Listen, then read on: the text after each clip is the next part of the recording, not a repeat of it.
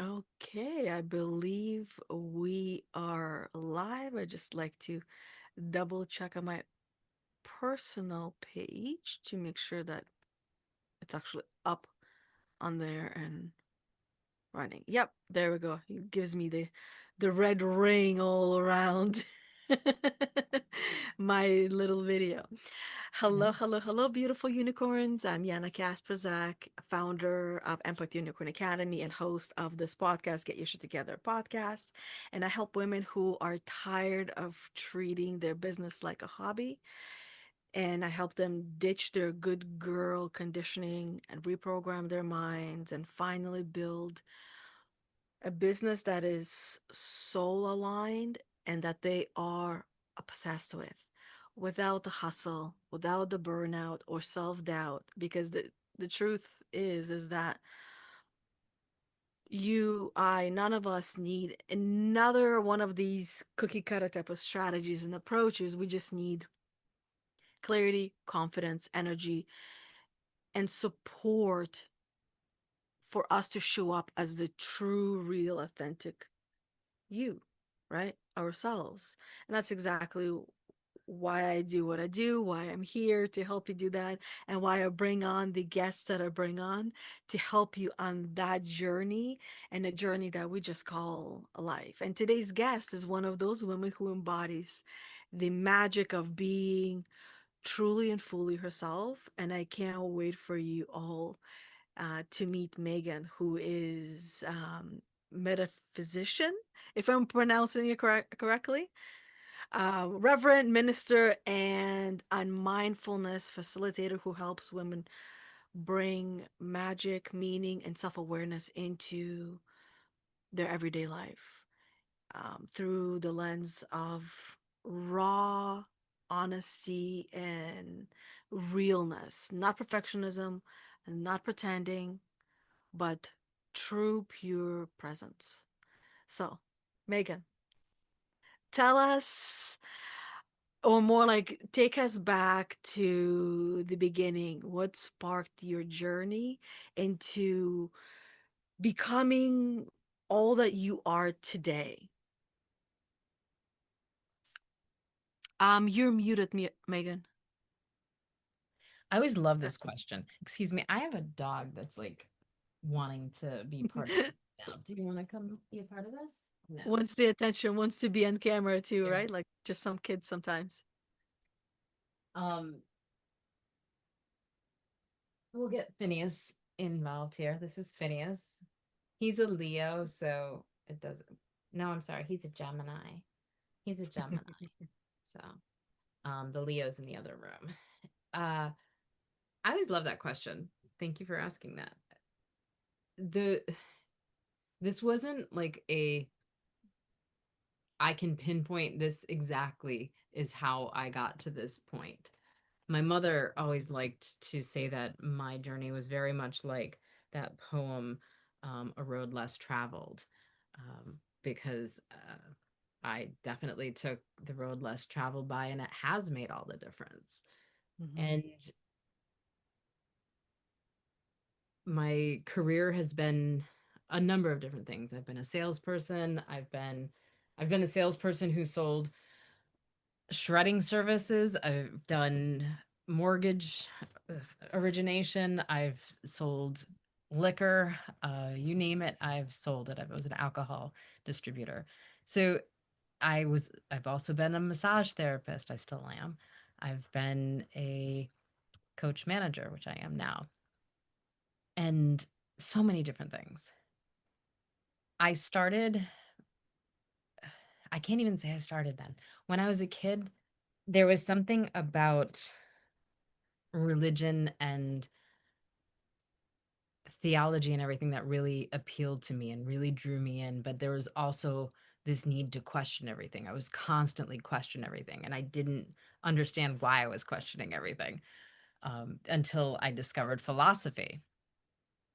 And philosophy showed me that it was okay to ask questions.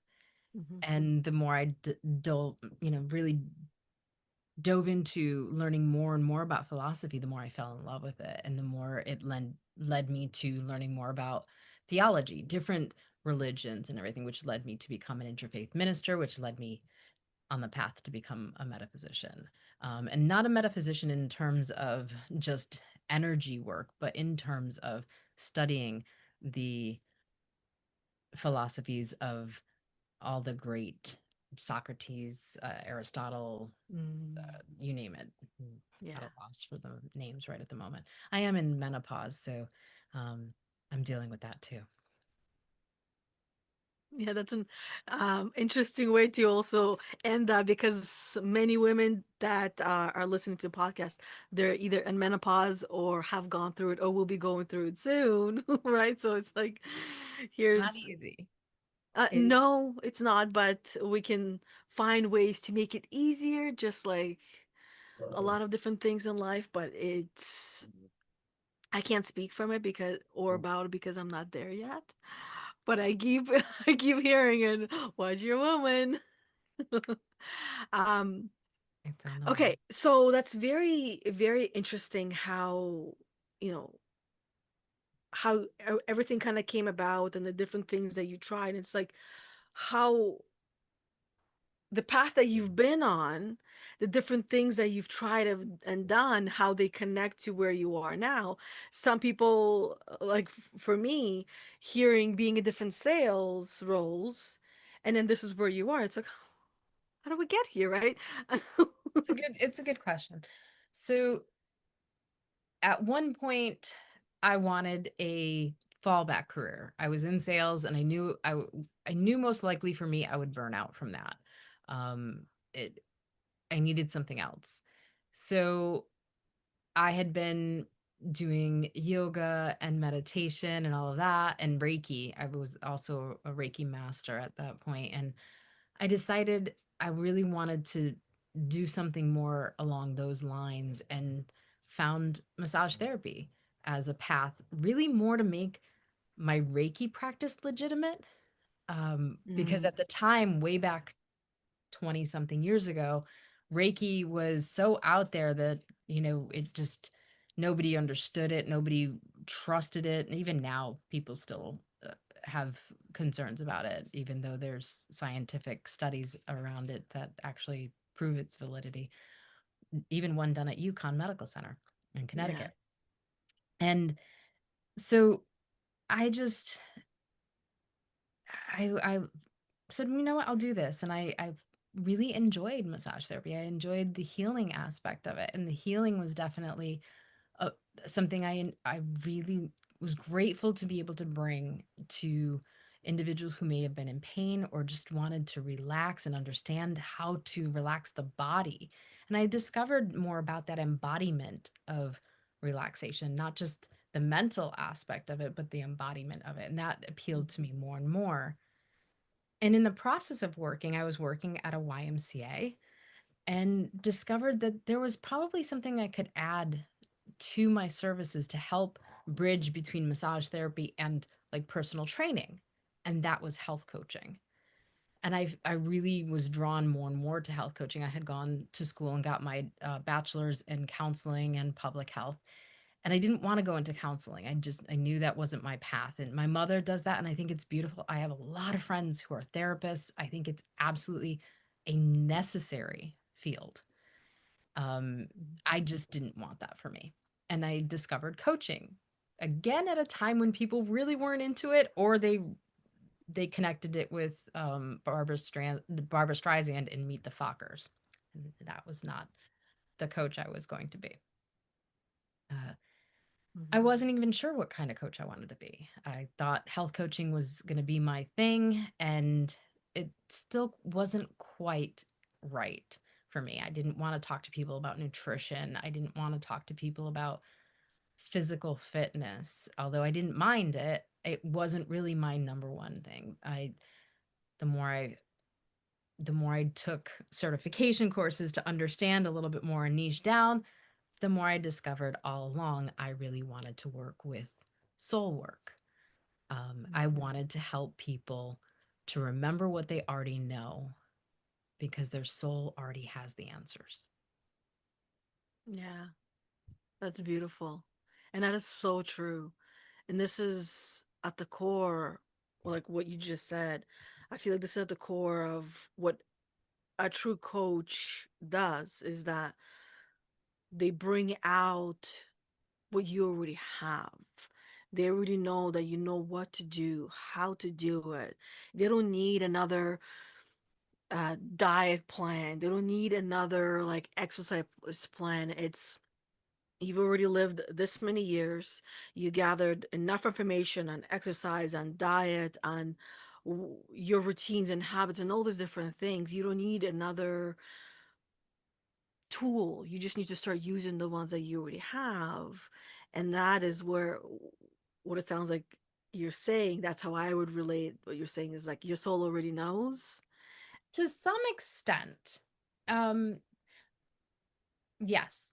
So I don't want to I don't want to take away the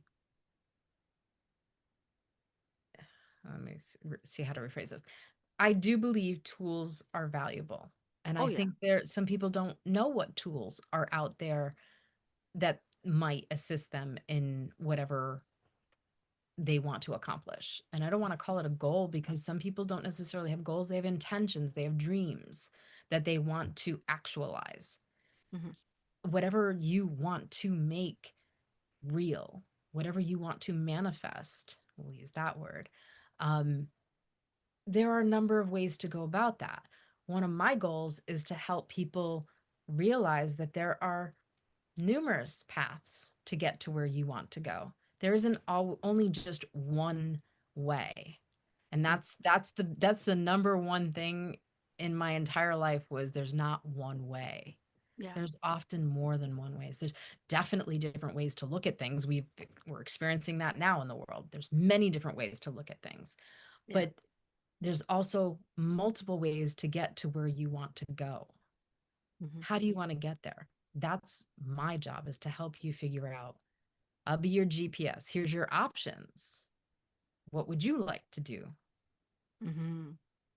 Yeah. So, And yeah. the hardest part is to get started for people. And this is where the tools that they have gathered over their lifetime, those are the tools that they need to get started and get going.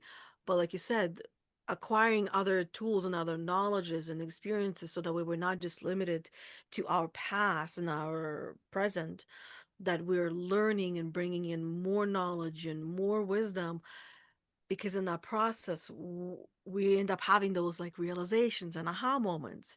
And they come from the new information connecting with the information that we already have, hence that aha moment and that new brain cell forming. It's like, ah, ding.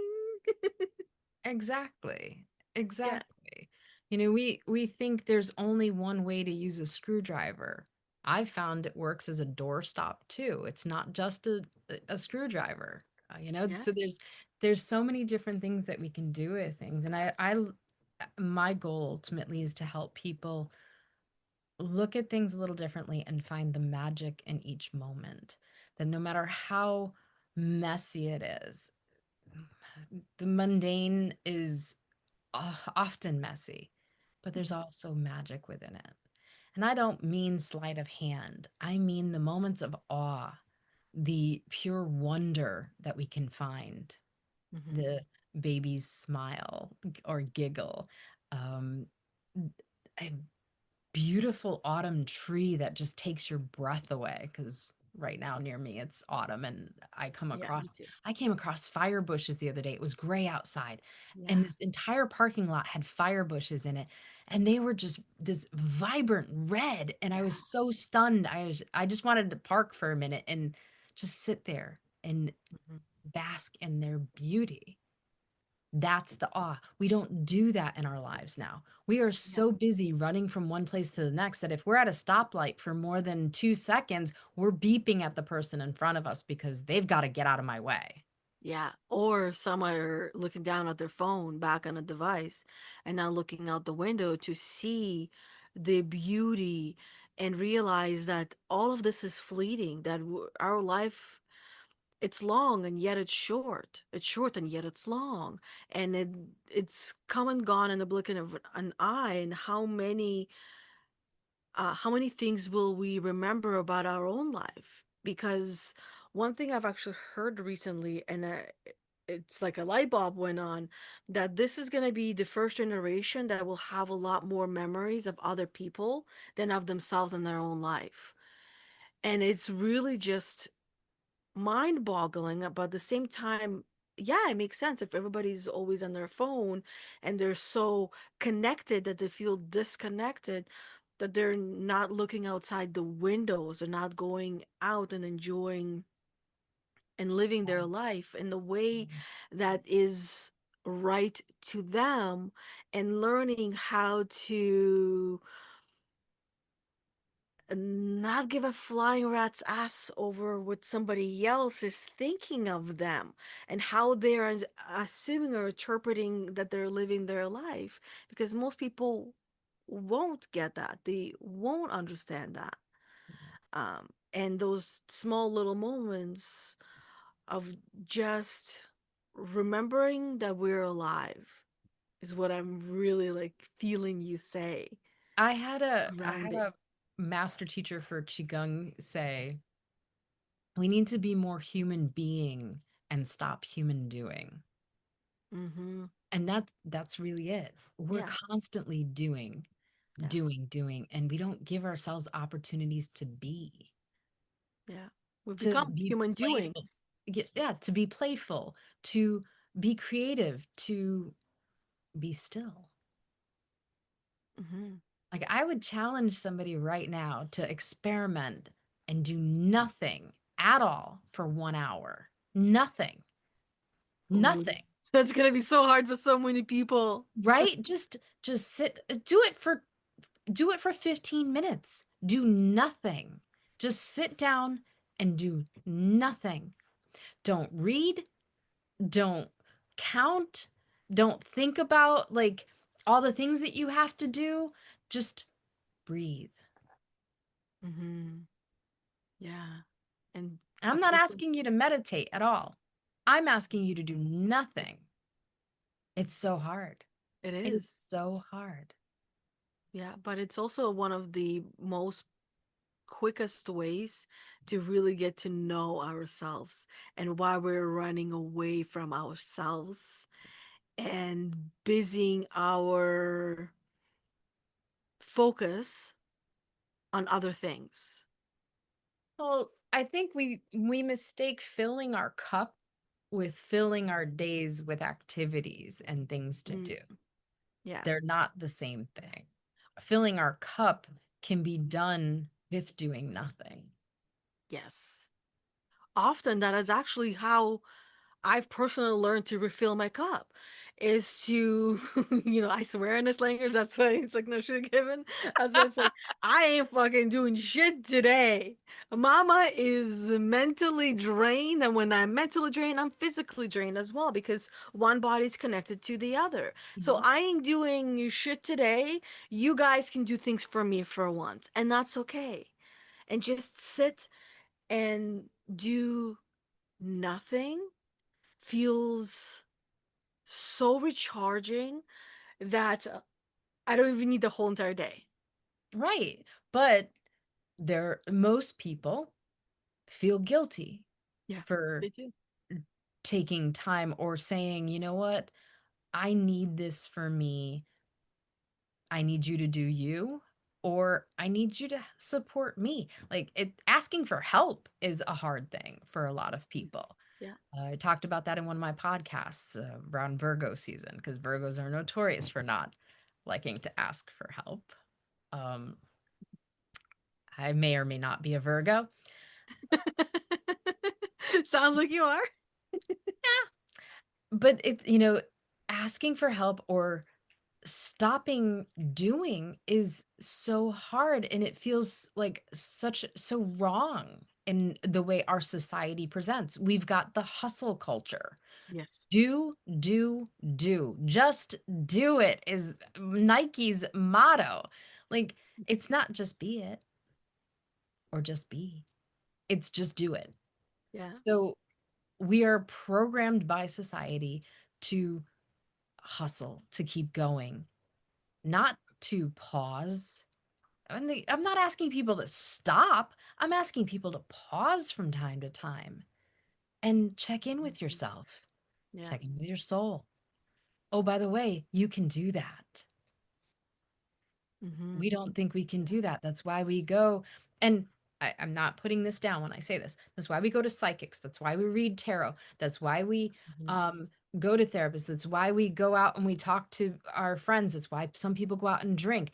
It's we're searching for all these things outside of us, and in Yeah. some cases these things make sense. Like, I am not knocking them. I have a coach, I have a therapist, I like them. I read tarot, I read oracles, I use crystals, I work with chakras, I do all of these things. I get it. I use them to commune. That's the word. Commune with myself and my soul. And I do it as work with other people. Yes, I do it as a service to help other people, ultimately, so that they find the ability that they have within themselves to commune with their soul. Mm-hmm. Yeah. And what would you say? Where would you tell someone to start and that has never even heard of this approach of communing with your soul, of connecting with your soul, checking in with your soul? Where would you tell someone to start?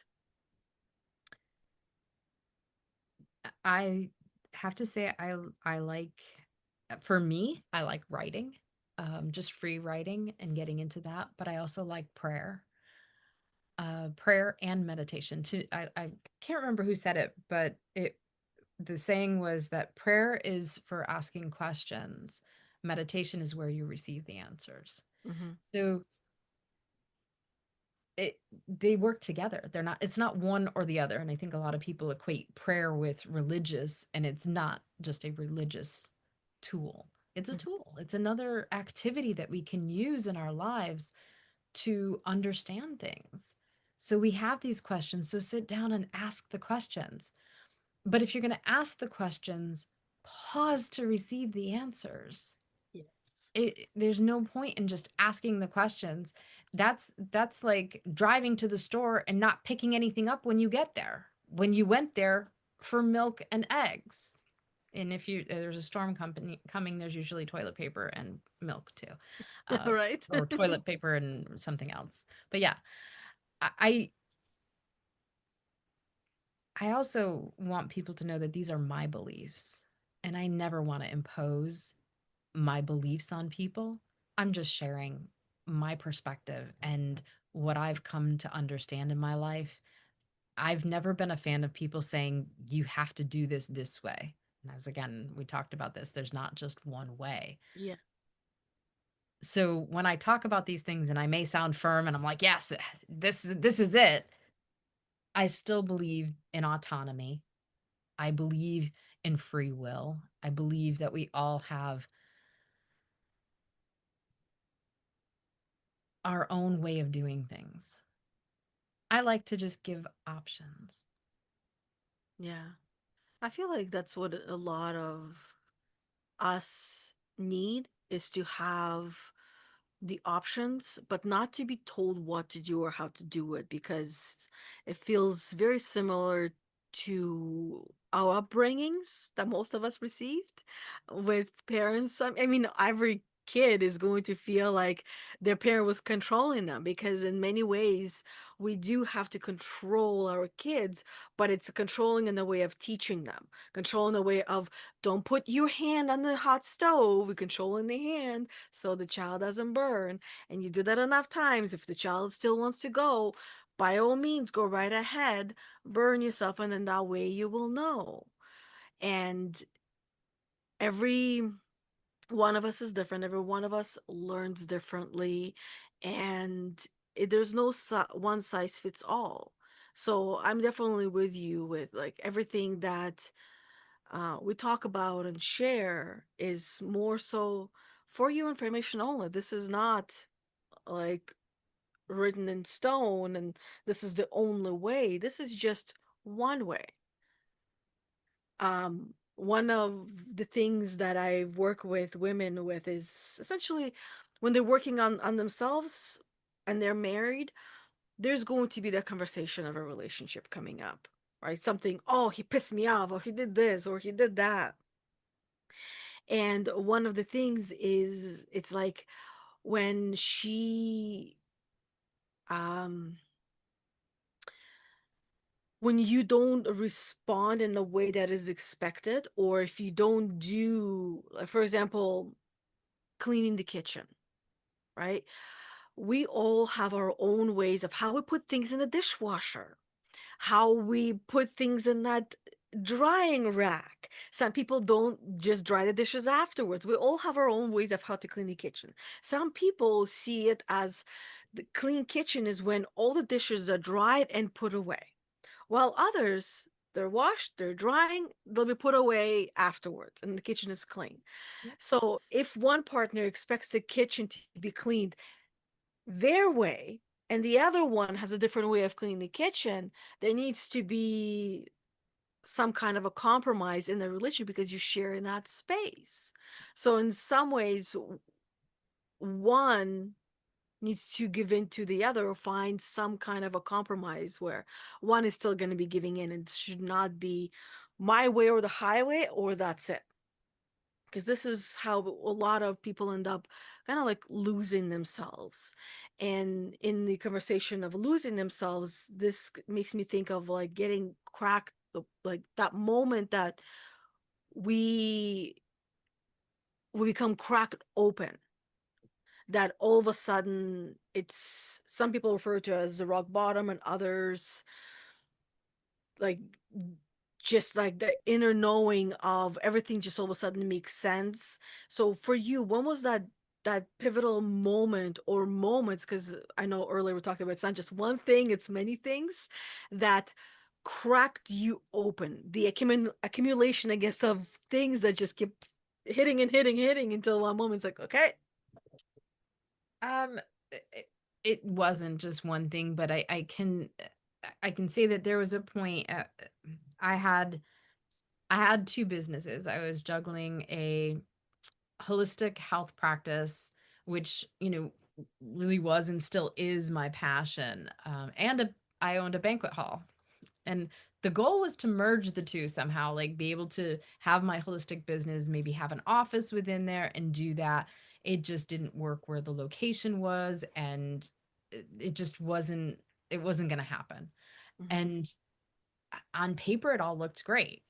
My business plan was solid, but there were things that I couldn't foresee. And really, despite pouring everything into it, I kept getting message after message that this was not, it wasn't aligned. So, Mm-hmm. and I kept holding on to it. I kept doing everything I could, and I was really burning out more and more. Um, and I held on because I thought I was going to fail, and I didn't want to fail. Mm-hmm. And when I finally realized, that I wasn't failing. I have to thank my mother-in-law who passed away. During that time, I was caregiving for her. She was navigating metastatic breast cancer, and I was helping her by going to the treatments with her, and in addition to owning the two businesses and all of that. Wow. Yeah. And what I realized, amidst all of the challenges of, caregiving and business, I found joy. I found not like this explosion of joy that we sometimes get, but this quiet kind of sacred joy, because I was stripped down. I was broken open, cracked open, as you said. Yeah. It was through connection with her and tender moments with other people around all these topics. And I realized I had been dimming my light. I had been spread so thin across everything that I had to figure something out. And I went within and I asked the questions, what now? What should I be doing? I had closed my banquet hall. I had closed my physical practice and was just doing things online. And I was like, I don't know what I'm doing. Um, and it's so wild. I literally got the answer in a meditation. it came loud and clear because I was like, do I continue doing this work? Do I go back into sales? Because I was doing sales previously. And the message was a rebrand of my business. My business previously was called The Tranquility Way, which was all about massage and relaxation and Reiki and calming. Um, and while I still have the Tranquility Way, and I believe that that is the way for self care, I love self care, I knew something else needed to happen. And magical solutions came. I had just heard it loud and clear. And I was like, wow, that blew my mind. I just was like, okay, magical solutions. That sounds a little woo. I don't know. I don't know how that's going to go over.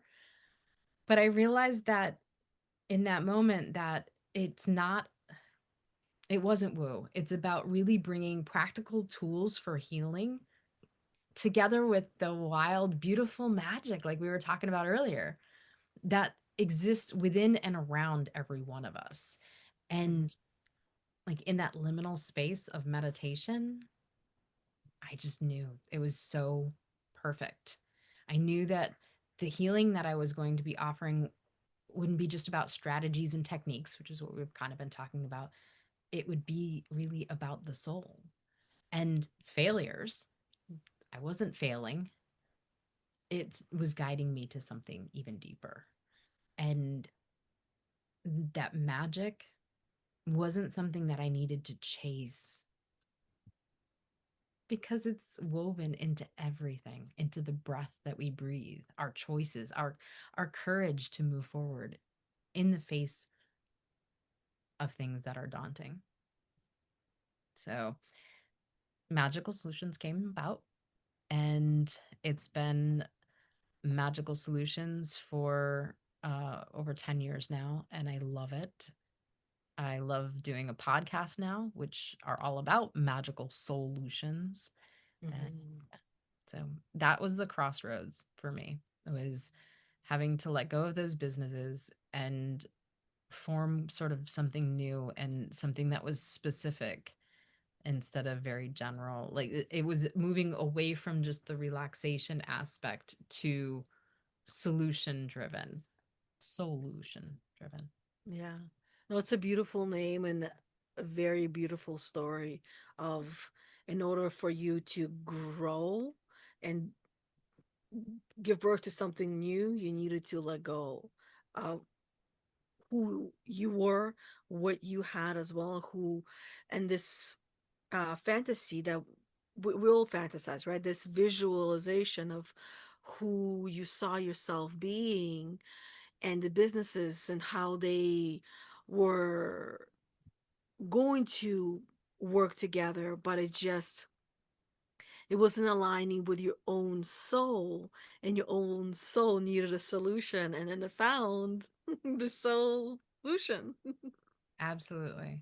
Yeah. Absolutely. Um, yeah, I love the idea of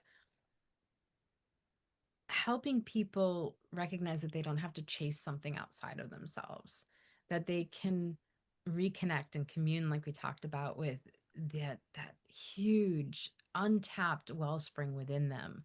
You know, Hmm. boundless creativity, resilience, that inherent resilience, and to me, undeniable magic that's already alive within everyone.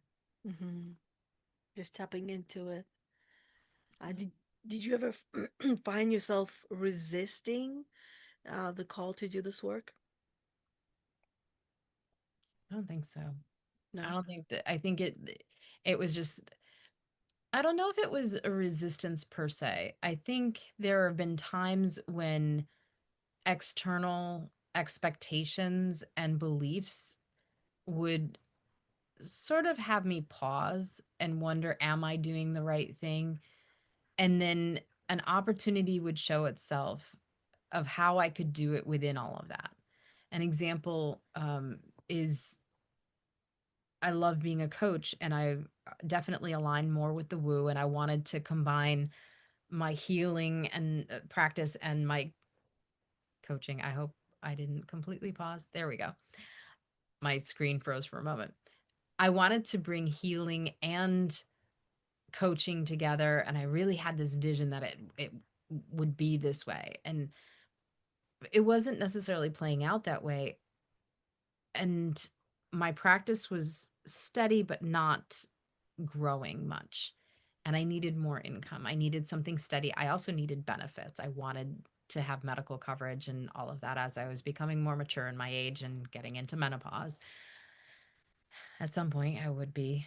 Um, I applied for jobs when I could find them as a coach, and they were very minimal, the ones that were out there at that time. And I happened to find one, and I got a practical job as a coach and then became a coach manager. And that's what I do now. I have a very practical job that pays me a paycheck every 2 weeks. And I love what I do. I love the company I work for. Um, I love the people I work with most of all. It is a calling, it is part of what I do, but I also love the other side, the side that is that is very spiritual, that is very, um, very much woo. Um, I believe in magic. I believe in, as I mentioned, that there are unseen truths that can remind us every day about the mysterious, beautiful, deeply interconnections that we have that logic just can't grasp. And I get to do all of it. I'm a Yeah. pretty blessed person. Yeah. Was it always like that for you, or where you like believed in magic and believed in like It's funny. I think I have always believed in magic on some level. hmm I have always believed in my higher power. Like that has been a huge connection. Like as far as I can remember, having learned about religion as a young child and having a deep connection with God, I'll call it God. Other people call it higher power, source, universe, whatever works best for everyone else. I call my higher power God. Um, some people don't have one, and that's okay too. I have always believed in that. So on some level, yes, I love the idea of dragons. I collect dragons. So nice. there's a part of me that truly wants to believe that dragons exist somehow, somewhere. I've never been a huge fairy person, but I think they're cool. And I kind of want to believe in that too. hmm Mermaids, you name it. Yeah. That's definitely going woo, but that's the kind of magic I think most people think of when they think of magic. I love ever since I was a little kid, I've loved fairy tale endings, happy endings and stories, movies that made you feel so warm and fuzzy when they were over. That kind of magic is what I've always believed in. And I know it exists. It exists in a hug you give somebody, Yeah. it exists in the tug you feel to call someone and just hear their voice. It exists in a dog that jumps up and down behind you when you're on a podcast live. Right? Yeah. It's in any moment you want it to be. hmm Just need to because I know we talked a little bit about this earlier, is that people are just so busy and they're busy being busy that they're not pausing and glancing out that window and seeing the beauty in that moment. Um, More so, they find themselves because I would call this being like soul tired, when their soul is so tired that they become short-tempered, annoyed, irritated really easily, even by, let's say, the jumping dog or the cat that jumps over and, takes over the whole entire seat, right? Getting frustrated or annoyed by these little things instead of seeing this moment for what it is. And it is a beautiful moment because life was full of beautiful moments for those who have trained themselves to see them or retrain themselves to see those beautiful moments. Yeah. And then also, life is a horror movie for those who have trained themselves to see the horror in everything. And the beautiful thing about training is that we can retrain ourselves, and we can pick a different trainer, we can pick a different story to tell ourselves, to different way to interpret a situation that we're in, and see the beauty even in the darkest moments. I would like to gently challenge you on something you said. You mentioned being soul tired. Hmm. I don't know that our souls get tired per se as much as our humanness gets tired. And our humanness blocks those messages from our soul. Um, our soul is trying to encourage us all along the way. Take a pause here, take a breath, take a breather. And we're not listening. And invariably, and I've taught this to students when I teach Reiki, which I'm teaching that in a couple of weeks. And I'll be saying this to them. If we're not listening to our soul, invariably we will get a 2x4 upside the head and it will hurt. And I know that everyone can pause for a moment right now and say, oh, yeah, I've had a 2x4 at some point in my life. So Hmm. every one of us has experienced a 2x4. And then we can look at it also in 2020 hindsight and go, yeah, I knew that was coming. I just didn't duck. Yeah. And it hurts. It hurts. Hmm. And I'll be the first one to tell you, I've had lots of 2x4s. I still get them. I am definitively the poster child for not being perfect, huh? Not perfect. I Everything that I teach or I talk about on my podcast is that it's something that I want to remember and something that I want to reintegrate into who I am, reincorporate. It's a message that I'd heard before, I've experienced before, or I've worked with a client about, and I want to share so that maybe it reminds somebody else of something that they knew, or maybe that it gives them something to consider. Yeah. Hmm. So yeah, gentle contradiction, challenge. No, it's this is what all these conversations, all these podcasts, all the connections that we get to have with human beings, where again we're limited to our own minds, our own teachings and learnings, our own journey and our own path. And that's why it's important to have these conversations and, gentle reminders, gentle nudges, gentle corrections, right? um Essentially an opportunity to offer a new piece of information that you do what you want with, right? And That's that's it. Yes. really what it comes down to. What do what you will. Free will. Yeah, Do what you exactly. will. This is information. This happens to be something I think makes sense. Hmm. I always ask people to close your eyes, put your hands just like on your heart for a moment, breathe in and think about what is coming up. Like how is it feeling for you? How are you connecting with it in your body? Does it feel like a capital T truth? Or does it feel like just something that maybe you might want to think about a little bit more? Maybe you're just like, yeah, nope, not for me. How does it resonate for you? Check in with yourself.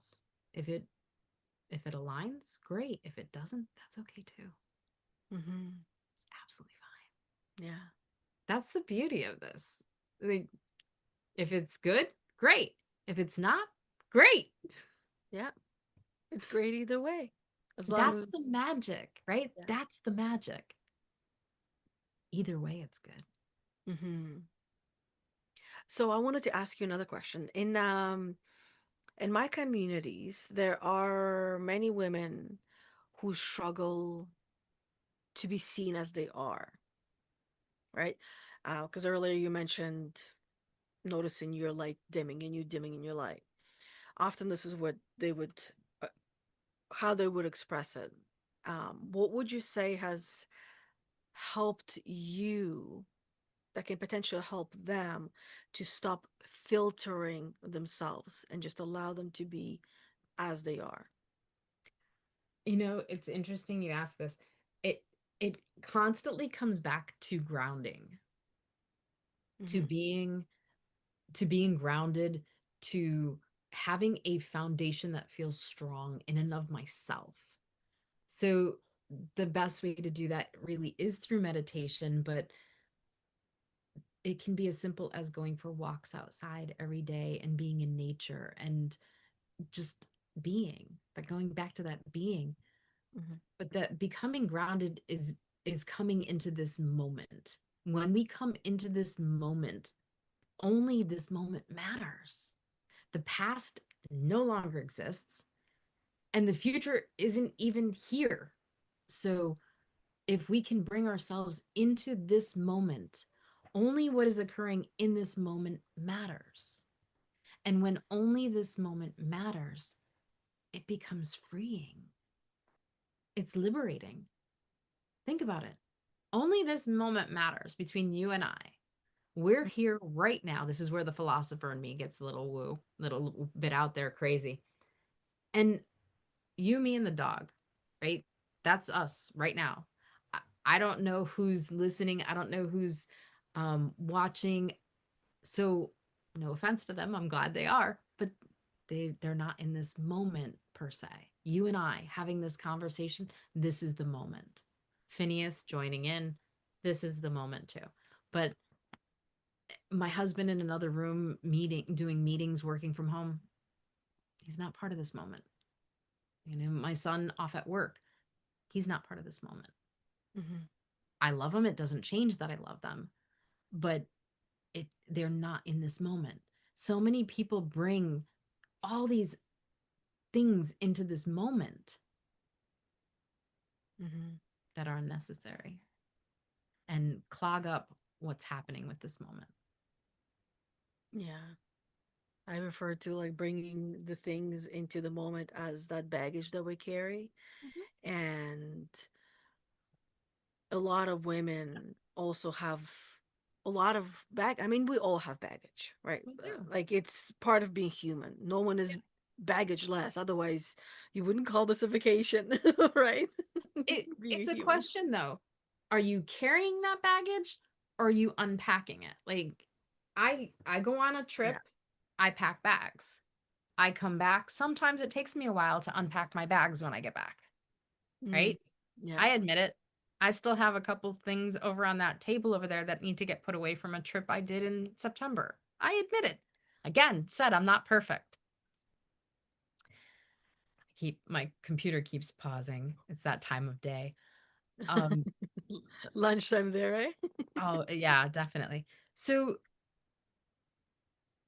do you continue to carry all your bags or do you unpack them? Or and Yeah. do you carry just what you need? Like in that moment, what do you need from those bags to get you through that moment? Hmm. That's a great question. Yeah, and a great way of looking at it as well, because we all carry baggage, but are you unpacking it? Are you making that baggage lighter? And how long does it take you to unpack it? And also a reminder that you don't have to unpack it all. You can take your time, even if it's from September, while you're unpacking things, right? Yeah, and there are some things that we can unpack and still keep. Like Yeah, because it's valuable. it's part of us. It's those Yeah. lessons learned. It's those incorporations. That's the incorporating. That's the assimilating, that imbuing yourselves with those things that are really soul lessons, right? Hmm. So, I, yeah, I think it's I don't know, it's exciting in many ways to me. I don't mind my baggage. Sometimes it's a little heavy, and then I just have to pause and remember that that's time to unpack and put it aside.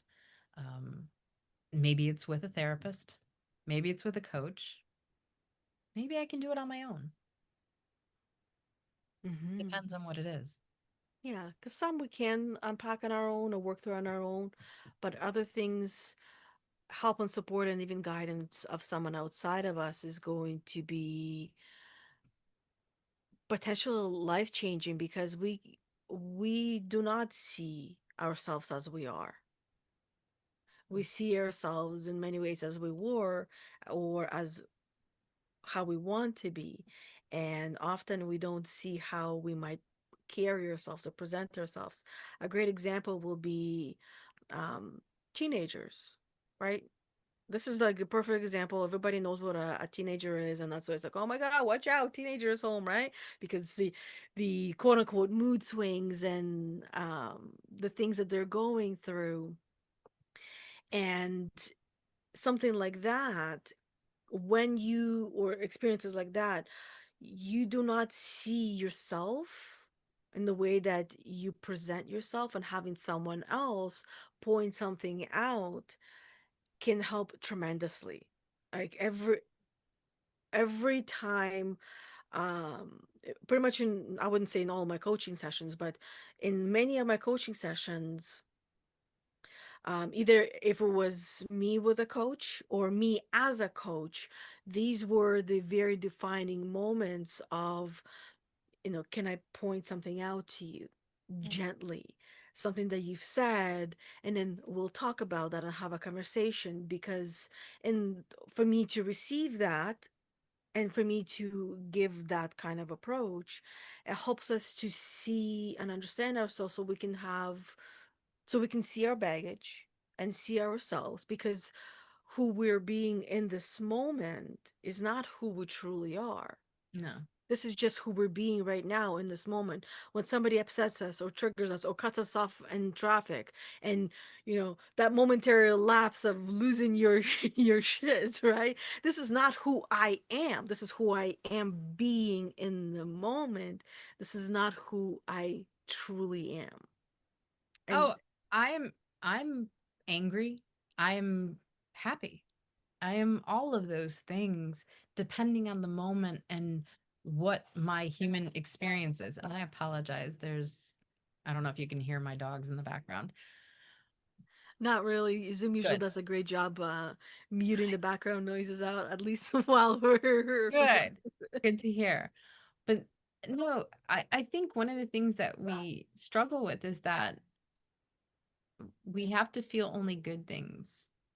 And that's a misnomer. We can feel the full range of the human experience, yeah.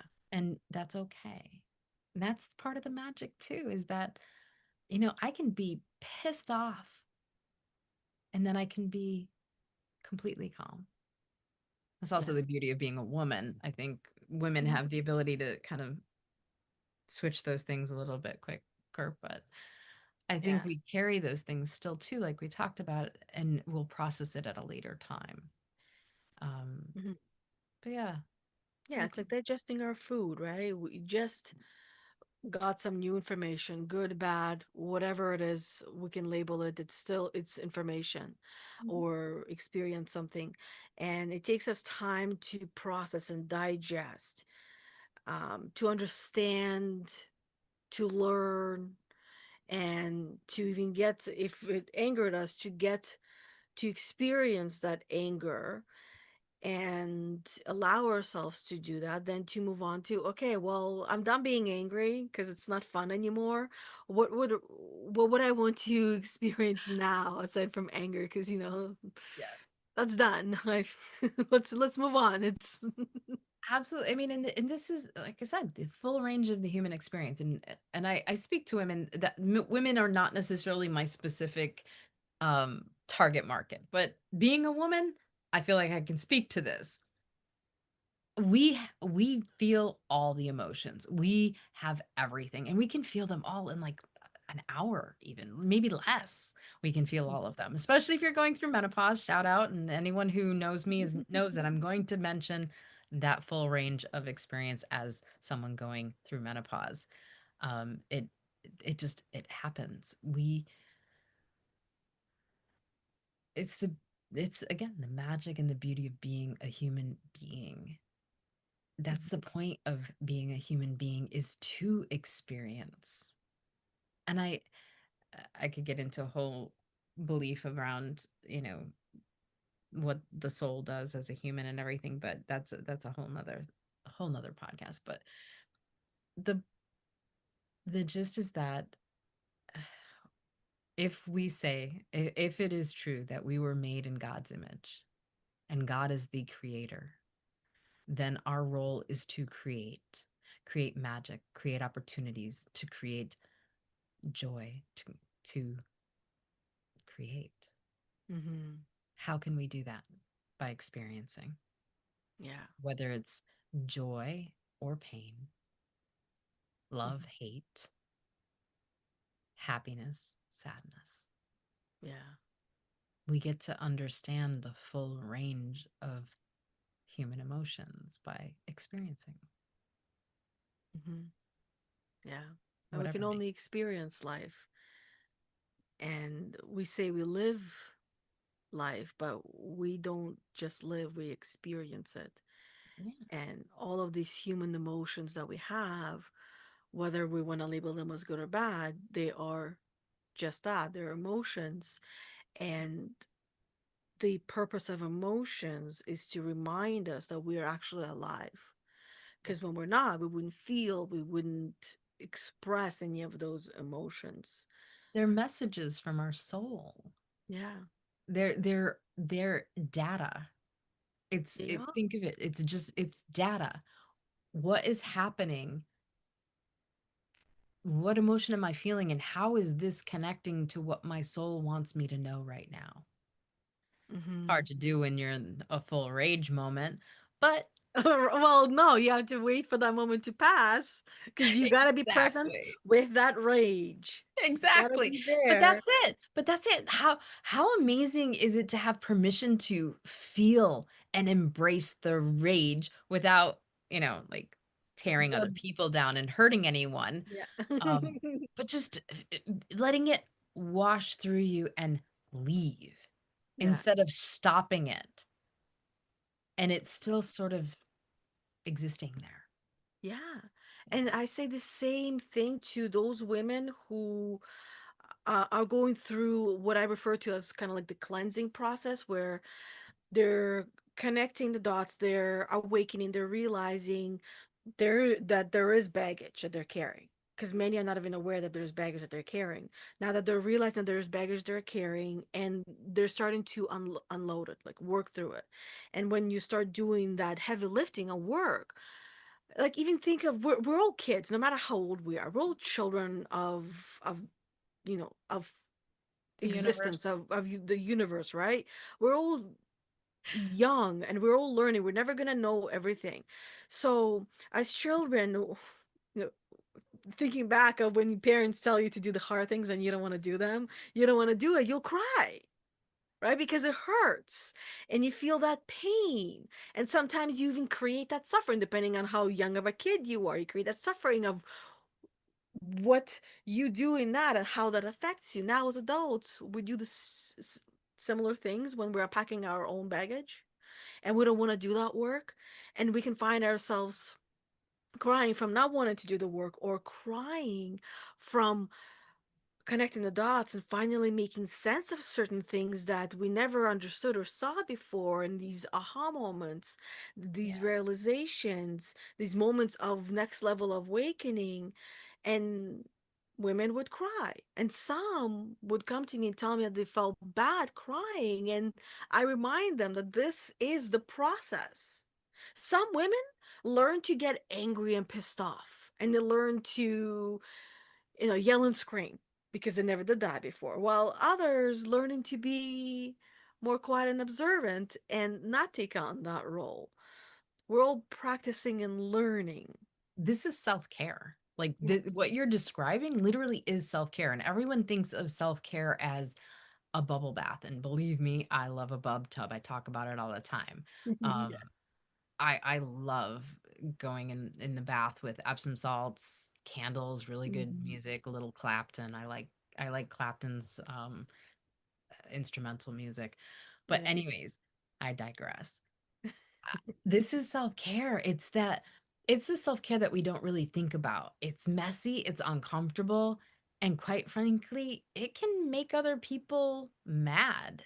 And it often puts people on notice. Yes. It's it's listening to who you are and what you need. It's listening to the soul. Mm-hmm. And then following it and following through, and in the end, choosing yourself. Yeah, it's honoring whatever's coming up for you, even if it's uncomfortable, even if it's inconvenient, even if it's even if it threatens the status quo. Yeah. Or more so, especially when it's inconvenient, especially when it threatens, Yep. especially when we're uncomfortable. That is when leaning into that, because if we truly want to experience happiness and joy, all of us do, not all of us actually experience it.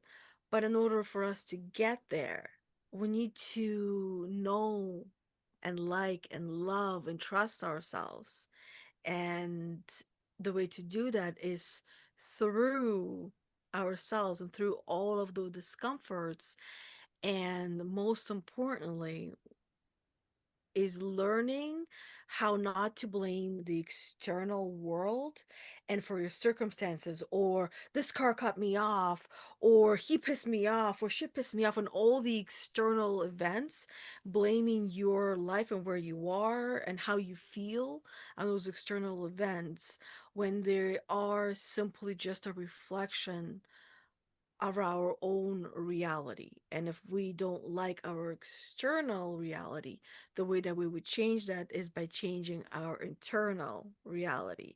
And our internal reality, um, more or less, is the dialogue that we have, how we see ourselves, how we view ourselves, how we understand ourselves.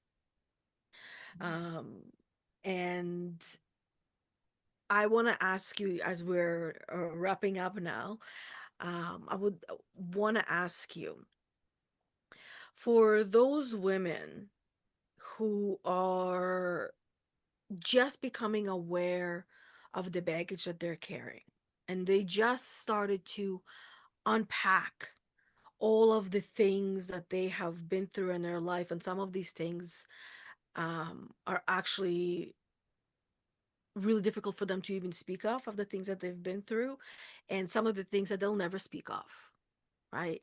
And as a woman, you can probably imagine, right, the direction that that would be going through. So, to all those women who are just aware of the baggage, and then they're awakening and realizing that they're become basically, they're starting to take responsibility of what their life is like and where they are, and healing themselves in the way that they can take responsibility for their own part and role in the way of maybe not even understanding of what they were going through, what they were dealing with, or not saying yes to the things they want to say yes to. Um, what would you say to them of what's on the other side, essentially, for them, of doing the work that will help them to keep going no matter what, to keep pushing forward and through. Let me see if I think we might have lost Megan there.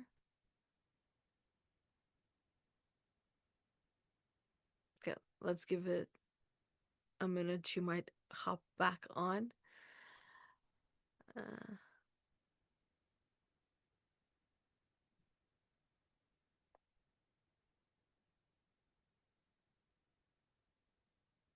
okay.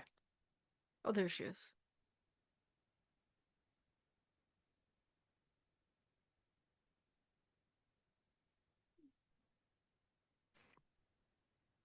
Can you hear me? Yes, I can hear you. Okay. My internet went out. That was lovely. You were asking me about the women who have just discovered that they are the awareness of the challenges in their lives that they've experienced, being a victim or a saboteur, or um, their understanding about their inner child. Yep. all of those things.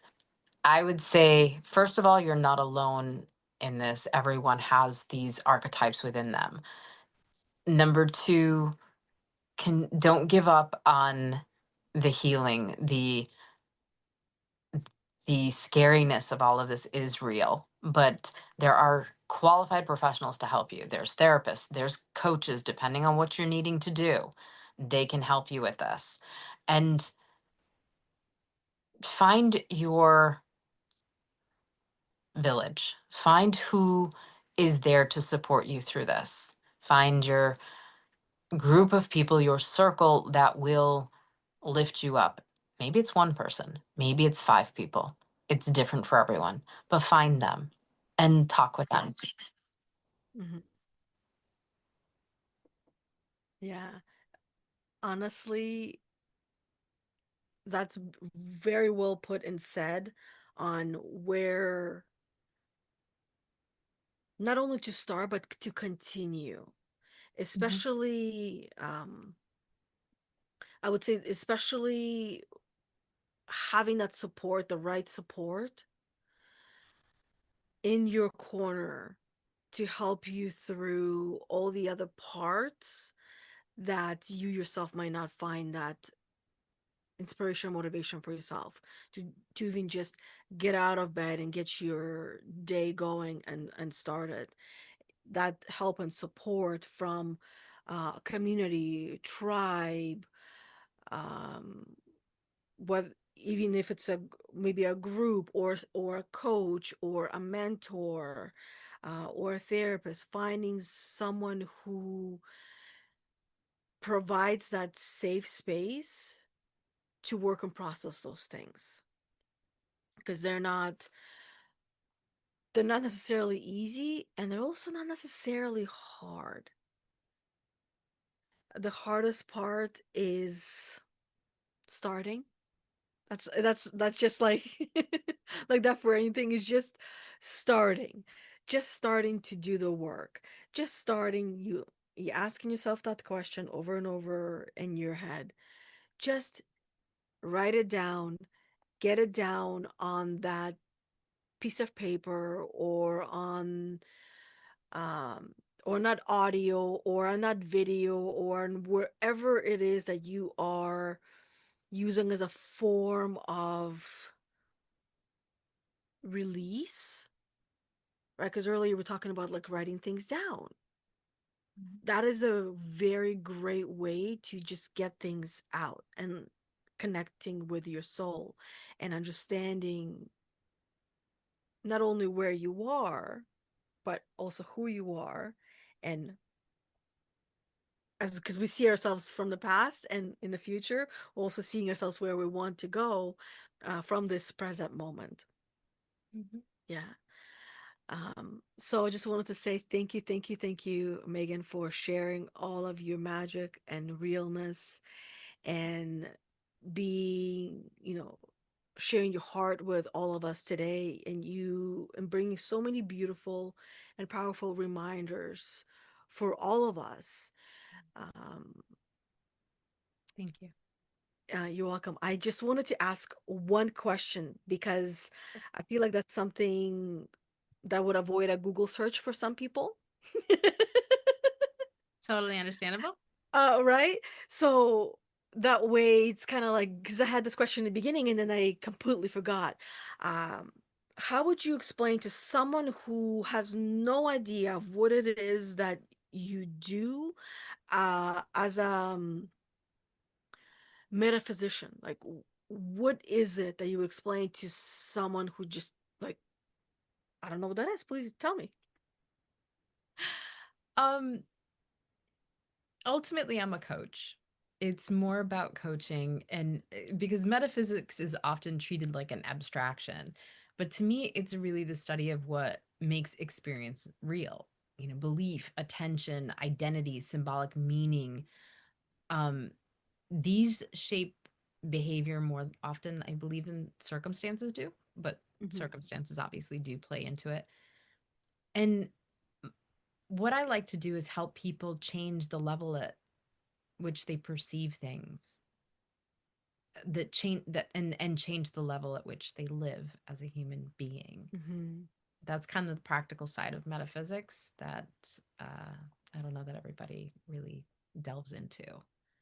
Mm-hmm. So for me, I do metaphysics through coaching, through hypnosis, through chakra balancing, through tarot readings or oracle readings, soul journeys with people, um, and the like.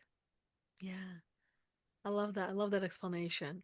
It helps to understand more beyond just um, the one word that maybe even Google search wouldn't explain it in that same way, because it's your personal approach um, on essentially how you help people to live the life that they want to live and abandon the one they don't. This, I again ultimately like to help people remember what their soul already knows. Yeah, yeah. Thank you so Because much for this. often we forget, right? And we need to remember enough times. So thank you for being on here, sharing, open up. I absolutely love this conversation. And those of you who are listening and you love this conversation and you love Megan, feel free to go and follow her and find her on all her socials as well. Share this podcast for with someone who you know might benefit from this information that we talked about today, or just share it in general, right? Getting the word out there help that will help people to live the life that they're putting on the back burner and waiting to live. um, so thank you, Megan. Thank you, everybody, and I'm sure we'll have another one of these podcasts one of these days again. Would love it. Would Yes. love Awesome. So thank you, everybody, and until next time, have an amazing day. it. Thanks. Bye.